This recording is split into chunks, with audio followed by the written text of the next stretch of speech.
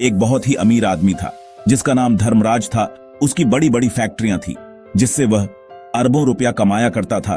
उसके रिश्तेदार उसे बेहद पसंद करते थे और उसके ऑफिस के लोग भी उसका बहुत सम्मान करते थे।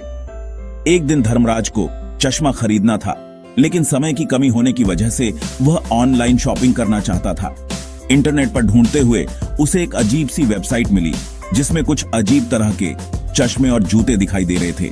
धर्मराज को एक काला चश्मा पसंद आता है, वह उसे ऑनलाइन ऑर्डर कर देता है। हैरानी की बात तो यह है कि बिना ऑनलाइन पेमेंट किए पेमेंट कंप्लीट का मैसेज दिखाई देने लगता है। धर्मराज कुछ और चीजें देख ही रहा था कि तभी उसकी सेक्रेटरी उसके पास आती है और कहती है, सर आपके लिए एक कोरियर आया है। जब धर्मराज वह कोरियर खोलकर देखता है तो बहुत ज्यादा हैरान हो जाता है, क्योंकि जो चश्मा उसने अभी ऑर्डर किया था वह उसी समय कोरियर के डब्बे में होता है।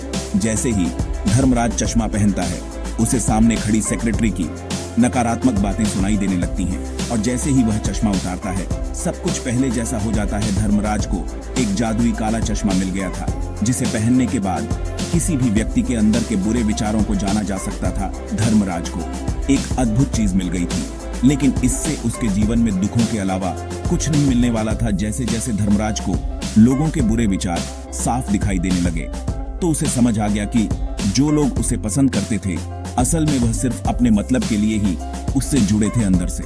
बहुत से लोग तो उसे पसंद भी नहीं करते थे और तो और उसे अपने परिवार और रिश्तेदारों में भी बुरे विचार वाले लोग दिखाई दिए। धर्मराज दुनिया की सच्चाई जानकर बहुत दुखी हो जाता है। उसने इतनी दौलत कमाई और इतने लोगों को नौकरी दी, फिर भी लोग उसके बारे में ऐसा सोचते हैं। धर्मराज अपने साथ हमेशा जादुई काला चश्मा रखता था। वह हर व्यक्ति से चश्मा पहनकर ही मिलता था। एक दिन वह अपने ऑफिस में बैठा कुछ काम कर रहा था, तभी ऑफिस का चपरासी कॉफी लेकर आता है। धर्मराज उसे देखते ही उसके विचार पढ़ लेता है। वह व्यक्ति अंदर से बहुत दुखी था, क्योंकि अपनी कम तनख्वाह की वजह से वह अपनी पत्नी का इलाज नहीं करवा पा रहा था। इसलिए मन ही मन धर्मराज को दोष दे रहा था। उसकी दुख की वजह पता चलते ही धर्मराज उसे बैठने को कहता है और उससे बातों बातों में पता लगाता है कि उसे पैसों की जरूरत है। धर्मराज चपरासी की पत्नी के इलाज के लिए पैसे अपने अलमारी से निकाल कर दे देता है। पैसे मिलते ही चपरासी के विचार धर्मराज के लिए बदल जाते हैं, जिससे धर्मराज को थोड़ी खुशी मिलती है। लेकिन धर्मराज सभी को पैसे से खुश नहीं कर सकता था।